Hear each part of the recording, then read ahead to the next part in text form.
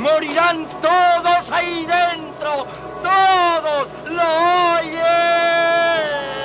Hay una razón por la que este rostro no se te borra de la mente, aunque hayan pasado casi 40 años.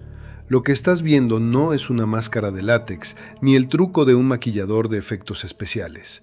Estás viendo la mirada de un actor que sabía perfectamente que le quedaban semanas de vida mientras la cámara rodaba. En una nueva entrega de nuestro ciclo dedicado a los villanos de culto de los 80, nos sumergimos en una figura de pesadilla completamente distinta. Un espectro vestido de domingo que no necesitaba correr ni empuñar un arma blanca para congelarte la sangre. Hoy analizamos en profundidad al reverendo Henry Kane en Poltergeist 2, El Otro Lado, el líder de secta más escalofriante de la historia del cine, el terrible secreto real que marcó su producción y las claves que transformaron a esta controvertida secuela de 1986 en una auténtica obra de culto del horror sobrenatural. ¡El ático de Belayú!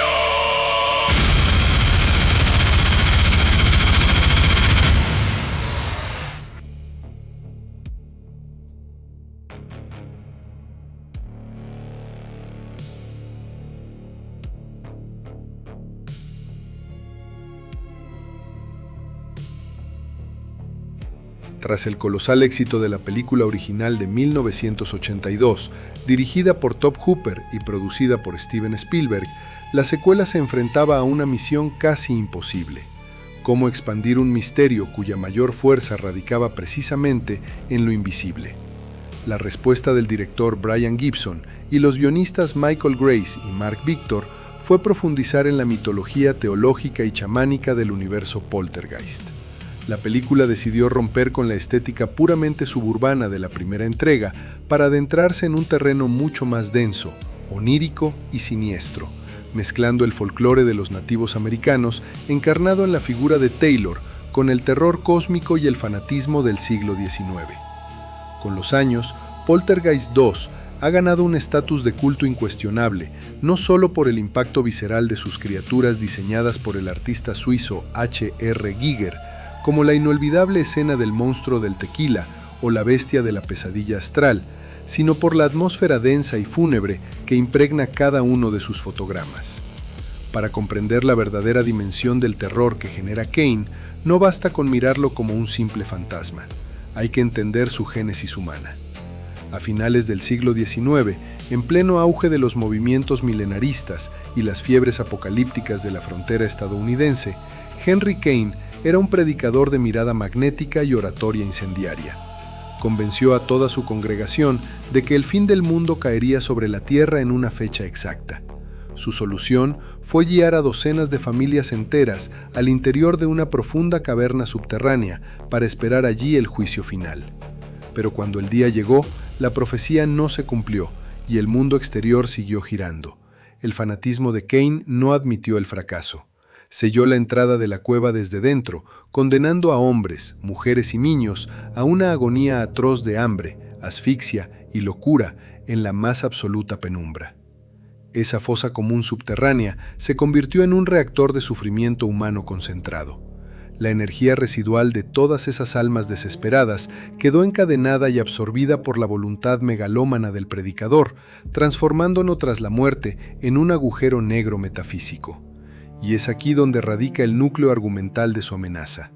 Kane no es un espíritu errante que busque asustar a los nuevos inquilinos de una casa, es un vampiro espiritual. Su congregación y él están atrapados en un limbo que amenaza con disolverse en el vacío de la nada, y para alimentar esa existencia espectral necesitan devorar energía viva. La pureza de Carol Ann brilla en el plano astral con la fuerza de un faro inagotable. Absorber su inocencia representa la única vía para perpetuar su reinado de tinieblas. ¡El ático de Belayú!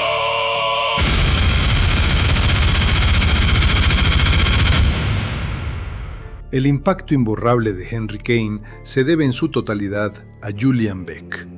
Beck no era un intérprete secundario de Hollywood, era una figura revolucionaria del arte escénico, poeta y cofundador del emblemático The Living Theatre, una compañía de vanguardia que transformó el teatro en los años 60. Cuando aceptó sumarse al rodaje de Poltergeist 2, Beck ya había sido diagnosticado con un cáncer de estómago en fase terminal. Su piel apergaminada y traslúcida pegada a los huesos, su silueta quebrada y esa mirada febril de ojos hundidos no eran producto de horas de caracterización, sino la huella visible de su propio cuerpo apagándose ante la lente de la cámara. Julian Beck falleció en septiembre de 1985, meses antes de ver la película terminada en los cines. Su muerte prematura, sumada al posterior fallecimiento del actor Will Sampson y a la trágica pérdida de la joven Heather O'Rourke 2 años después, cimentó para siempre la leyenda negra en torno a la maldición de la saga. La entrega de Beck en el plató otorgó al personaje un peso fúnebre inigualable. No estamos contemplando una recreación ficticia, sino a un artista consagrado mirando de frente a la muerte y canalizando esa fragilidad física en una interpretación colosal. La cumbre de esta interpretación se condensa en la legendaria secuencia del porche.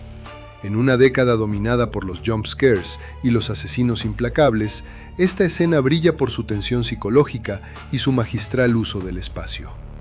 Bajo una tormenta súbita que aísla la casa, Kane aparece caminando despacio con su traje oscuro y su sombrero de ala ancha, entonando con voz rota el himno religioso God is in his holy temple. No derriba la puerta ni utiliza la fuerza física, se para en el umbral y pide educadamente permiso para entrar.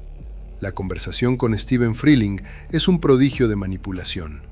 Kane utiliza la culpa, la falsa compasión pastoral y el miedo primario del cabeza de familia para sembrar la duda. ¿Sabe usted lo que hay ahí fuera?, susurra con una sonrisa helada. Pero cuando Steven se mantiene firme y rechaza su invitación, la máscara de bondad se rompe de golpe. La voz se vuelve cavernosa, los ojos se desencajan y la verdadera naturaleza del depredador queda al descubierto. Kane encarna el terror de lo que no puede ser expulsado una vez que se le permite cruzar el umbral. Poltergeist 2 permanece hoy como una obra de culto indispensable porque supo conjurar un miedo atávico, el del fanatismo que sobrevive a la carne y la corrupción de lo sagrado.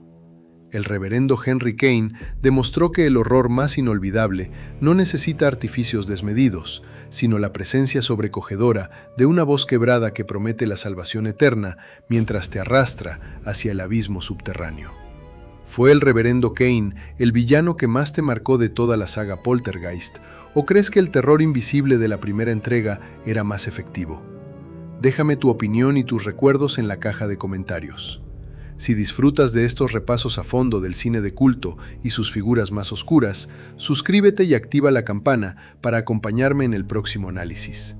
Nos vemos en el siguiente Rincón del Terror.